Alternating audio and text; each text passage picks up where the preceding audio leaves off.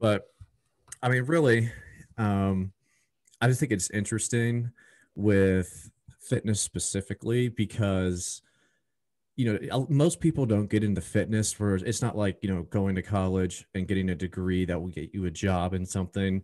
People aren't like, okay, I'm just going to do this and then I can, retire easily. I'm going to have this job that's, as soon as I graduate, it's not that simple. So usually just someone getting into fitness, there's like an emotional thing that's driving it or an experience that you've had. So I guess that is what I'm kind of interested in is what just kind of started making you go towards the coaching area or even get into fitness to begin with. Yeah, that's a really extensive question. Yeah, we can go back as far as you Um, want to. uh, I'll try to do like the shortened and condensed version. So, all through really my entire childhood, my youth, I was an avid sports woman. So, I did all the sports. I was a competitive gymnast. I did golf, track, softball, volleyball, all the things. And I think I just have like athleticism in my background. And so when I graduated high school and went to college, it was kind of like, oh no, what do I do with myself now? And so then I kind of started like dabbling with lifting or like at least going to the university gym and more so doing cardio than anything. I'm just highly competitive in general. I think it's from Mhm. that background with sports. And so I ended up like running a ton and training for a half marathon. And a lot of that was fueled by fear from the dreaded freshman 15, right? Like I was Yeah. terrified I was going to gain weight. And so I just cultivated this what may be like a typical relationship with food and exercise for a female in America, Hmm. like cardio bunny and 1200 calories and no carbs.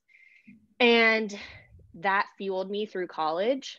I had a really unhealthy relationship with activity and food for that pretty much that entire time.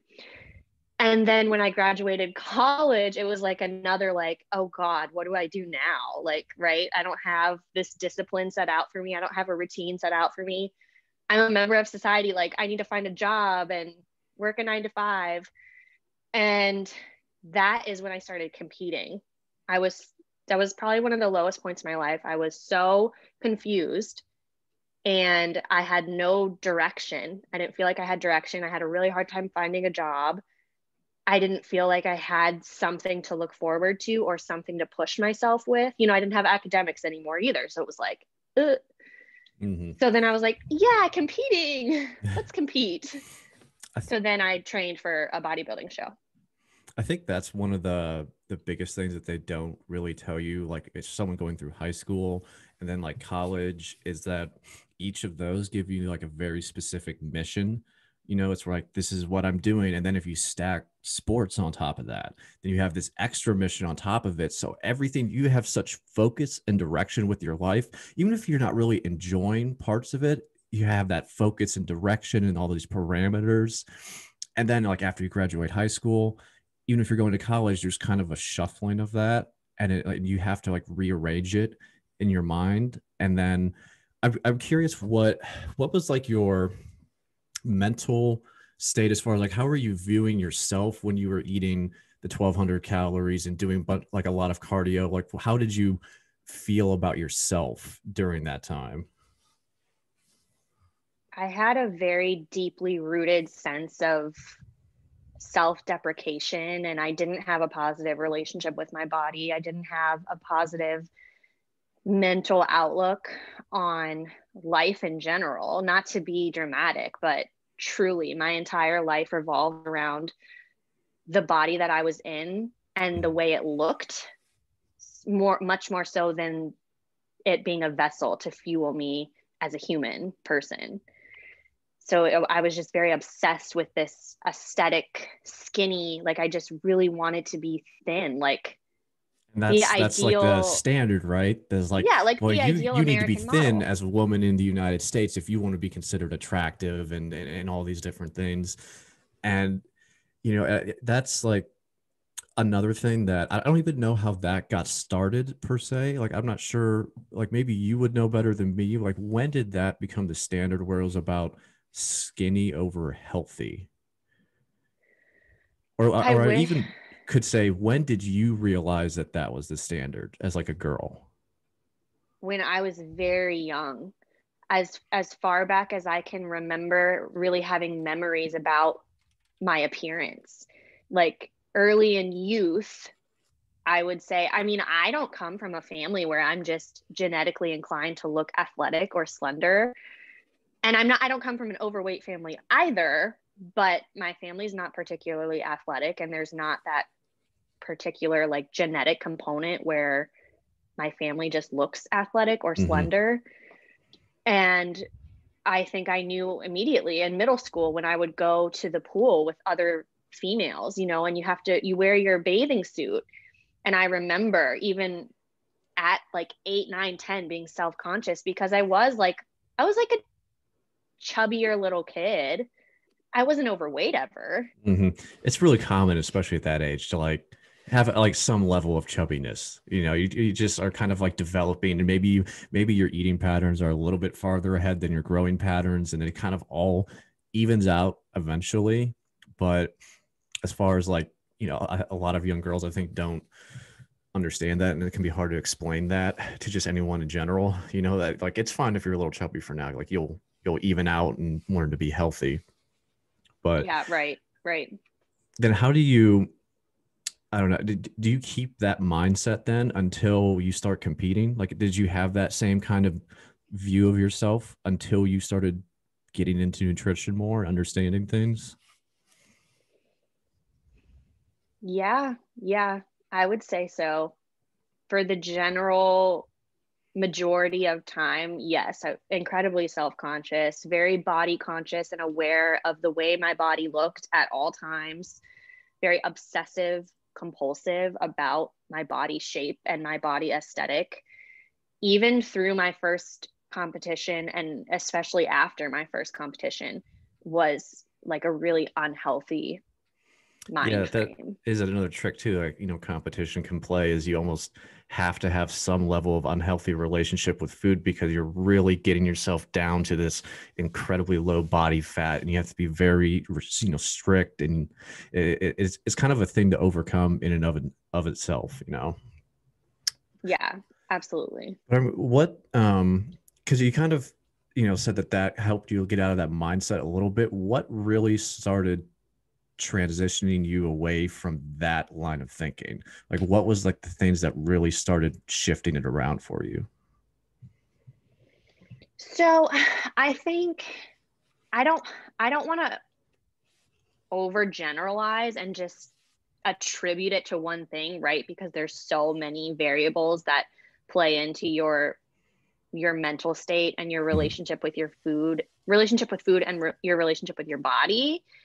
But counting macros really, like that was really it for me. It was such a light bulb change, and it's what I can really attribute to going on the uh, I don't want to say the right path, but a more positive path, and helping me to understand nutrition and food as fuel, and learning that, there's not, it's so reductionist to just be like good food, bad food, healthy food, unhealthy food. And that Mhm. was my entire existence of knowledge of food, right?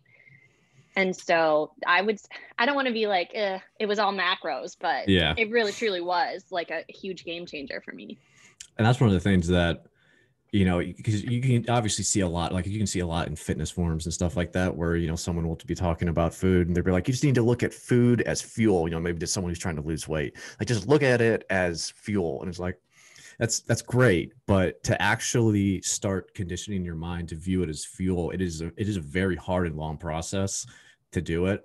Because even like myself, without the like social conditioning that women get as they grow up, even without having to deal with that, I always looked at it as good food, bad food, this makes you fat, this doesn't. And I didn't look at it as fuel. I looked at it as something that I had to constantly try to deprive myself of if I didn't want to be overweight. And it actually was macros for me too, that once I started tracking them and then, wanting to get bigger or stronger in the gym and seeing progress, that I started associating food as fuel and something to drive me to my goals. And I guess in a way, macros was like the biggest thing that kind of shifted that. But you had said that, you got into competing as kind of you just needed something to like continue that competitive part of you and stuff like that. What made you then start shifting into coaching? Were you a coach when you first started competing? No, I wasn't. I started competing. This was 2006. The end of 2016 is when I started my prep, and then I competed in the summer of 2017. And competing was kind of like running up, it was super popularized by that point. Mm-hmm. And all I knew was that I had to have an online coach, right? Like you can't bikini prep without an online coach. Yeah.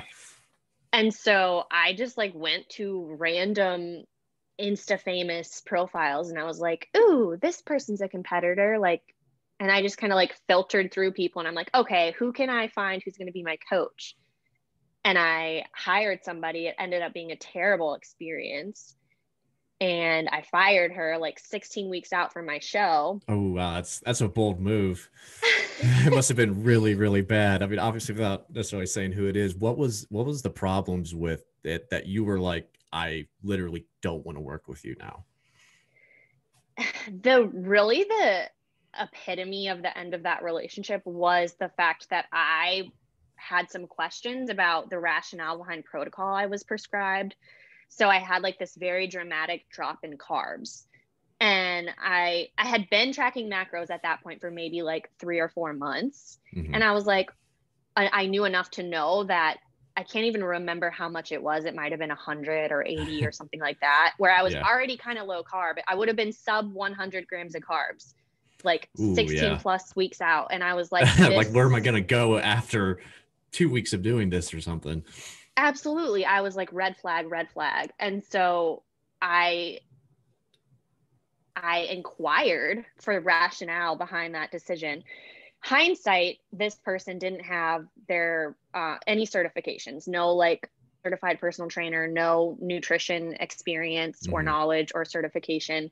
So, bad on me for not doing appropriate research. But yeah, I mean, really, it was just a huge backlash. It was like, okay, I have questions about my protocol. And the response was like, well, why'd you hire me if you have questions about the protocol? Like, Which that alone is already, even if she said that and then eventually gave you wonderful reasons why this is absolutely the best way to do it, already that moment alone is like, well, I don't think I should be working with you because that's not how a coach works, you know. right. Yeah, I was really put off by that. And I was like, I just internally, I didn't feel like I could recover from that. And so I was like, yeah, gotta go. Can't do this with you. And so then I ended up finishing my prep with a very local coach. And he was like, I don't believe in macros. I'm very old school bodybuilding. And so he really encouraged and pushed for me to eat like protein and greens. Yeah. Eat brown And rice and chicken. yeah, I was like, ooh. So, I mean, I finished my prep and I competed and everything. And then after that, I just had a terrible rebound because I don't know why. But it was essentially that experience where I was like, I don't feel like I can trust someone else to coach me. And I want to learn more about how I can coach myself. So then I got my personal trainer cert and I competed again, a year or two later and coached myself Oh, through that's it. pretty cool. Yeah. I think that's becoming a little bit more popular now. Is I think a lot of people are starting with all the information that you can get now. I think a lot of people are starting to coach themselves. How did it go just in general, like coaching yourself? Because it definitely seems like it'd be harder with not having accountability to someone specifically. How did it work mentally for you in that process? I felt like it was I mean, I had a great second prep Hmm. because I felt like I was in the best place mentally.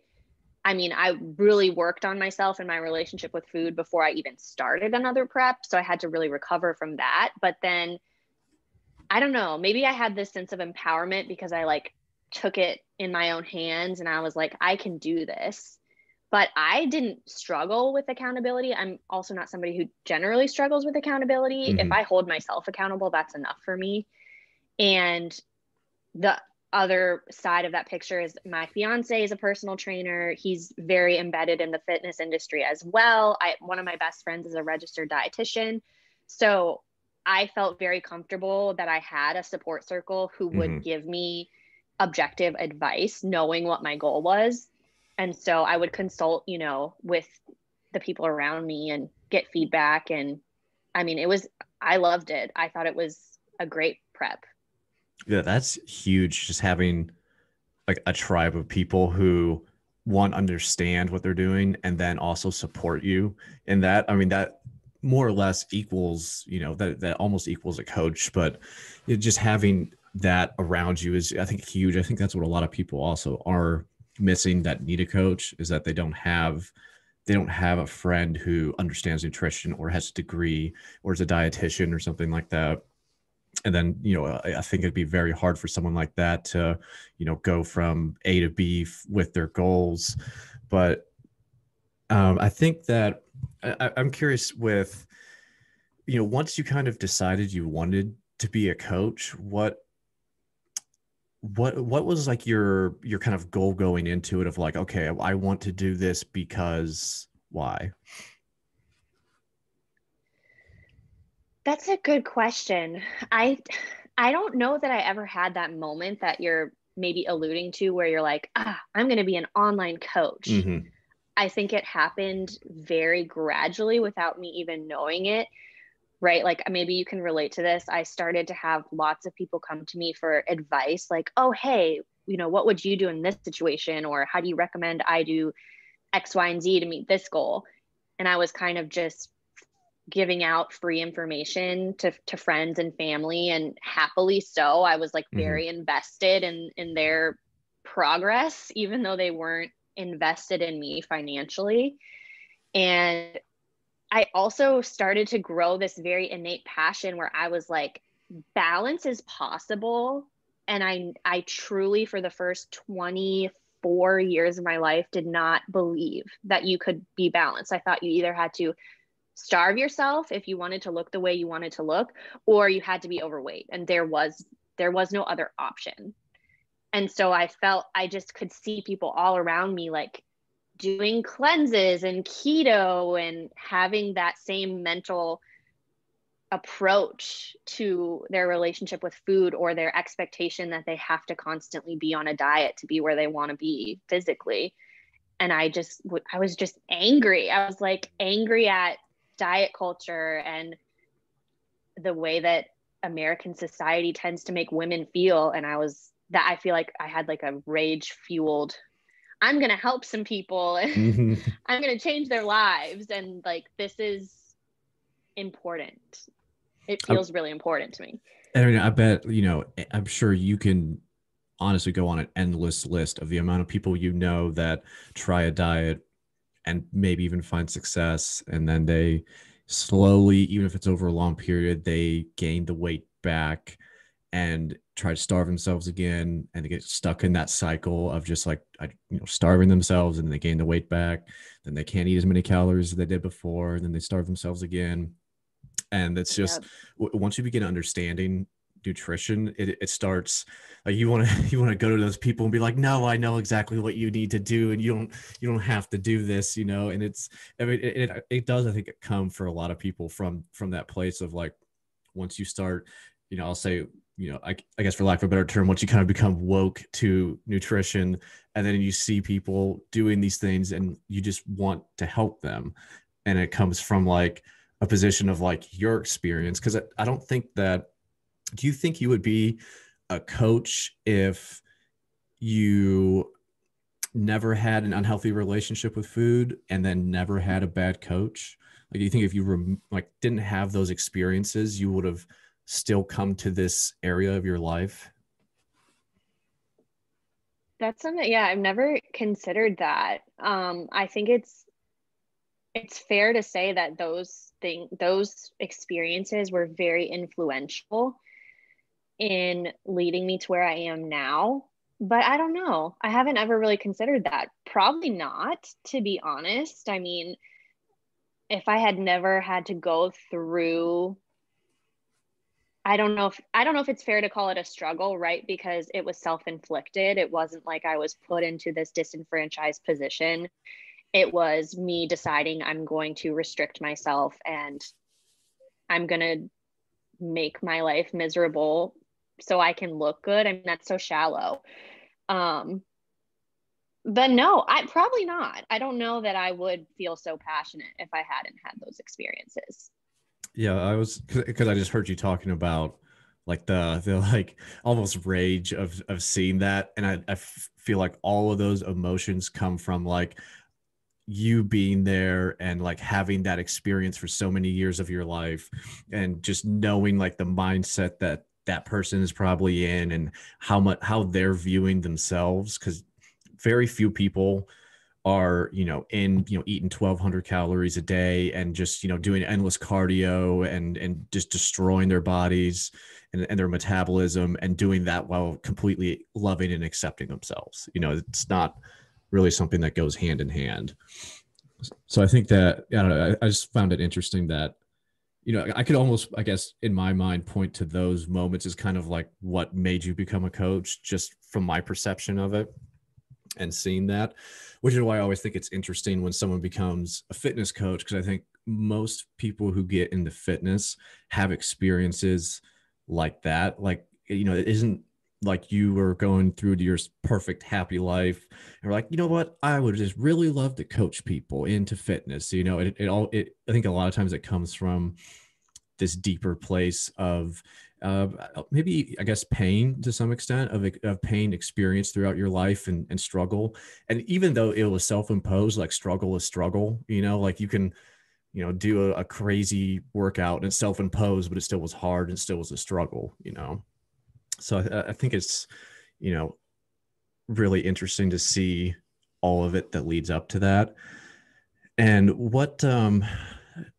who I guess, do you want to help people that are like you, or are you just looking for general people with fitness problems? Like, who are you really passionate about helping? I think that's something I'm still trying to figure out. Primarily people who have been through, or people who are going through what I've been through, is really what I'm drawn to. So people who are stuck in the cycle of ruthless yo-yo dieting, right? Like you've already described. That's who I would consider to be my ideal client. But I think that will evolve over Hmm. time. Yeah. If, and, on the chance that anyone is, listening to this that, maybe kind of fits that description, what would you call the symptoms of that unhealthy relationship that you were having at that time with like food and everything? What were like all of the things that you were really experiencing, like whether that's energy levels or, interactions with people? What were the consequences of it? I think one of the biggest consequences was my level of irritability. Like I just was just constantly upset. I don't even know if upset is the right word to use, but just really unsatisfied, right? Like in multiple ways, like unsatisfied because I'm actually not eating. So I'm actually physiologically unsatisfied. Like I don't have enough nutrients in my body to feel good and energetic and in the moment. And then also the parallel of that, which is like I'm unsatisfied with myself and my purpose and my being and how that relates to my life in a very like existentialist sort of way. Yeah, that, That I think that is what will resonate with people the most, because I think anyone who, like, I've definitely had, those similar feelings of, just being in a spot of like when you're really, really unhappy with yourself, and that even extended farther out. Like, it wasn't even just like, because I used to be overweight when I was younger, and it wasn't even that I was just upset with how I looked. It was like that was also a symptom to some extent. Like, I was eating more because I was upset with life in general, and my unhealthy relationship with food started with that. And then I flipped it, where I then started more going on like a starvation diet, and it was the same thing. Like, I was starving myself and then eating more than I should, like doing both of those at different points in my life for the exact same reason of my general dissatisfaction with my existence and myself and how I was living my life. And I think that's the thing that is maybe not like, or it's a little bit overlooked, is that I think that's where people often flip from being overweight to anorexic or bulimic, is that they don't take care of that like underlying symptom of like, I am not happy with my life, and they just treat that symptom where it's like, I'm overweight, now I'm just not going to eat anything, and they don't actually start switching that mindset. So even is there stuff outside of fitness that you began doing that also contributed to you feeling better about yourself and kind of finding yourself more? Yeah, I think there's so many things. It would be hard to even like peg them all, Mm-hmm. but it's exactly what you said, is this idea that you have some sort of dissonance internally, and you think that if you lose 10 pounds or if you lose 25 pounds, that all your problems are going to be solved. And then you get there, right? Like, albeit very unhealthily and in a really messed up way. And then you're like, wait, life still sucks. Yeah, that's Um, exactly what it is. yeah, it's definitely that internal work that is imperative. I mean, I don't think you're ever going to be satisfied with yourself if you don't have some sort of internal self love or some sort of like passion where you feel like you are just, your being and your existence is justified. Yes. Yeah. Yeah. I think that one of the things, I'm very introverted. So if I'm not challenged to engage in my extroversion, I will just like recoil into myself and Mm-hmm. be inside and be by myself all the time. And something my fiance, when we first got together, he's extremely extroverted.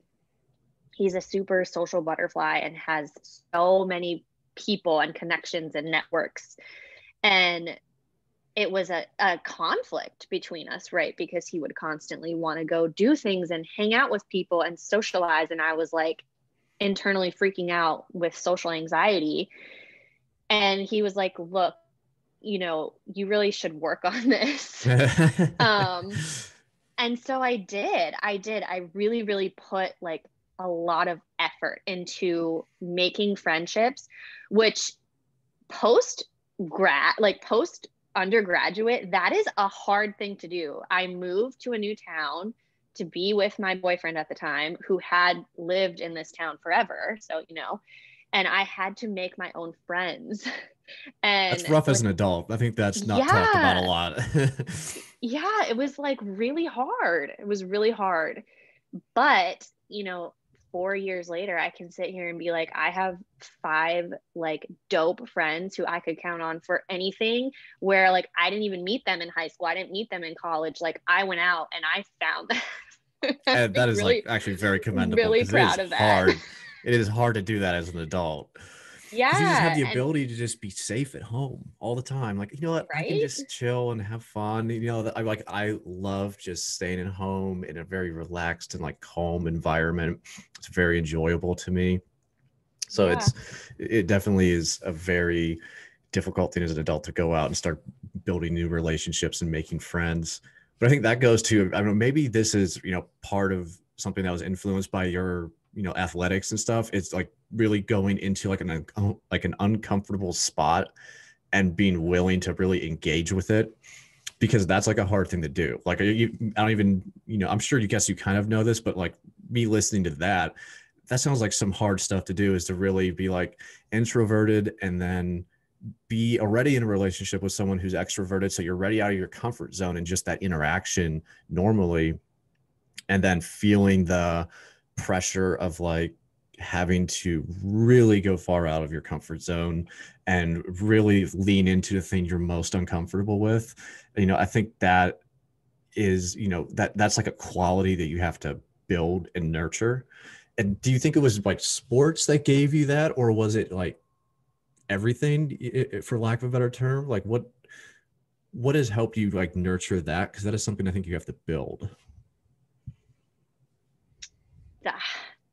That's hard to peg. I Yeah. don't know. I think a lot of it was, after I graduated college, that sensation of truly being like a real adult on your own for the first time. Scary shit. Yeah. Yeah. Like it's so hard. But I don't know. I think that was kind of like the seed that was planted, and then it was like, oh shit, you have to make your own life. Like, Hmm. especially if you're moving, from your town, like you're not in It's your just town. I such mean, an extra layer of difficulty. exactly. Yeah, exactly. And it's like, all right, well, I don't know. And I think I'm very innately drawn to the idea that I always want to pursue a bigger version of myself, right? So whether that's like academically or athletically or career driven, whatever the case may be, I'm very like, I can do more. I want to supersede myself every time. So maybe that has something to do with growing a social circle. I don't know Hmm. for sure. Yeah, I think one of my favorite quotes is by Jordan Peterson, and he said something along the lines of, life is full of suffering, so you have to focus on justifying an existence that makes that suffering worthwhile. Something along those lines, where it's like, there's a lot of hard things and pain in life. So you have to really map out what is going to justify going through all this to me. So I'm curious, what to you justifies the difficulty and suffering of life? Like what life would that is that for you? Dude, you are challenging. What? I love it. Okay. Uh, I don't know. I have this really cliche answer where it's like I want to look back and be able to know that I did something worthwhile, right? Like I Hmm. don't know how to articulate that in a more eloquent way, but I No, just have it's a this hard thing like to really, yeah. yeah, Yeah, like this fantasy that when I'm an old woman sitting in a nursing home or whatever my destiny is, I'm going to look back and be like, I'm completely content with dying because I used my life in a way that was productive and meaning filled, and I'm cool with that. And like my deed is done and I'm content. I guess I don't, maybe I'll continue with the hard questions. What are you doing now that you think you'll look back on and be like, yeah, that was one of the things? And then also, what aren't you doing now that if you look back on it, you'd be like, I should have gone for that, or I should be going for that? Damn, dude.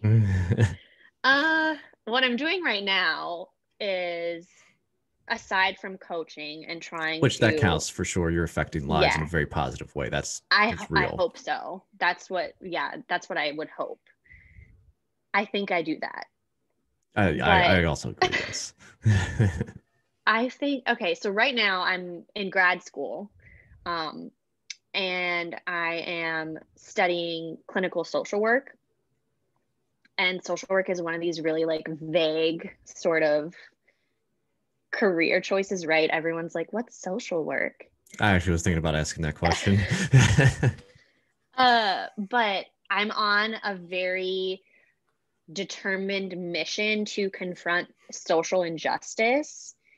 And so I think that right now that qualifies me to maybe meet my dreams of being an Hmm. 80-year-old woman where I'm like, I did that thing and that was meaningful.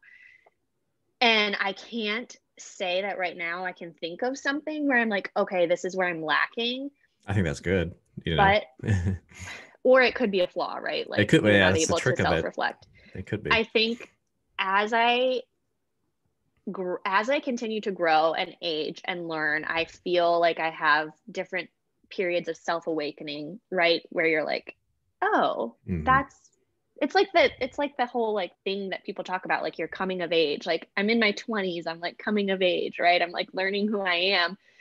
Um, and I think as I reflect on things I've done and said in the past, I'm like, wow, I really could have been, I could have handled situations in the past differently. I could have, I wouldn't say regrets, but things where I'm like, hindsight, this is how Hmm. I want to be moving forward. And so I think I hope that I continue to manage situations in a way where I would look back and be like, I'm content with how I handled that. Yeah, yeah. I think that a lot of life is like you go through like these levels, and like you'll start reaching the very top of your level, and you're like, wow, like this is like I kind of got all this shit figured out. I'm pretty happy with everything. Then you just like rank up to the next level, and you're like, what? Oh Yes. my god, like there are so many things to fix, and you just when you Like thought everything was done. Scientology. Yeah. I'm not a Scientologist, but I mean, I wouldn't judge you if you were. I'm fine with. I believe a lot of crazy shit, so I don't judge anyone. But I guess that kind of leads into the last question, which I warned you about. So yeah. what can you point to that was like the single biggest impact on your life? And I've been thinking about this for days and I have some issue with it. I think that the way you phrase this question, right, like the single most impactful moment, it feels so finite. Like I have to pick like one Hmm. moment. And I can't. I can't pick one moment. You could, I yeah. I mean, this can extend to. You could even say, I'll broaden it. Maybe time period that you feel had like a really large impact on you, or person, or something like that. yeah. So I think that if I'm trying to pare it down to a decision, I think the decision that has been most impactful to this point in my life would be my decision to go to graduate school and Hmm. pursue clinical social work, which is something that I told myself my entire life that I was never going to go to grad school. I'm not interested in more student loans. Like I don't know. I'm going to college. I'm going to be on that conveyor belt. I'm going to go to high school, go to a 4-year college, and then I'm cool. I'm going to get a job and pay all my loans and I'm going to live my life and it's going to be great. And then Yeah. it was like, wait, life's actually not that fulfilling and having a 4-year degree actually means nothing. And so what are you really going to do with your life now? And I was like, wait, okay. I need a bigger picture. And for me, that's social work. It fulfills this sort of need within me to have that altruistic passion, sense of meaning met. Yeah. Do you have like a kind of a specific thing you're shooting for in social work that like you're passionate about this area of it that you would like to put your energy into? Primarily mental health. Hmm. Like that is the big cherry on top. I think for me that really motivates me is working on this never ending agenda to promote mental health as something that's valid and something that people need to pay attention to, and then helping treat mental health issues, disorders, that type of thing. Yeah, I think that's great, and I think especially you've seen it with just the way everything is now. I think that is a huge thing that a lot of people do need help with, and a lot of people need information about. Um, but I want to thank you for coming on the podcast. I really enjoyed this, and I think it was a great conversation. And if anyone's interested in finding you on social media or anything, where can they find you? Yeah. So it's my Instagram handle is at underscore fit with Kate, Kait. And then Facebook is the same, but it's just there's no underscore. So at fit with Kate. All right, perfect. Well, thank you very much for Yeah. coming on. I really Thank you for the appreciate it. opportunity. Yeah, I'm down to do this again at some point. If you ever have stuff too you want to talk about that you're For doing, sure. I'd love to. So thank you, and thank you to anyone that is watching.